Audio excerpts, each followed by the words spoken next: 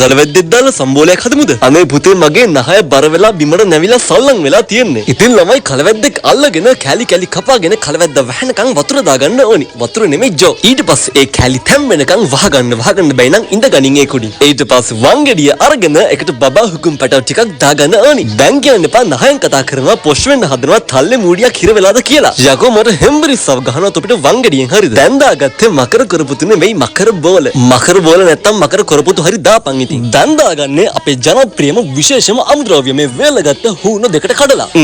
ඉතින් කියන්නකෝ අවුරුදු කාලේ කනා මුට්ටි බින්දින්න ලෑස්තිද? පොල් ගෙඩියට ගහන්න ලෑස්තිද? පොල් ගෙඩියට ගහන්න නෙමෙයි බං පොල් ගෑමේ තරංගෙට ලෑස්තිද? බුරිය වෙන්නගෙන පඩත්තර ඩාන්ස් එක දාන්නත් ලෑස්තිද? දාපන්.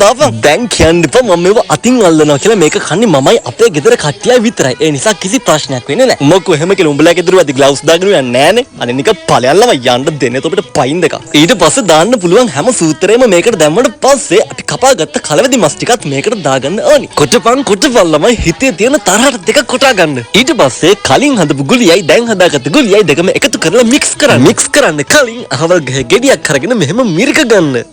හරිම රසවත් පාටයි. මේකට නමක් දාන කෙනෙක්ට මම දෙනවා මගේ ගානේ කැවුම් පිඟානක්. ගෙහෙන්නම් සියුබ්බයි.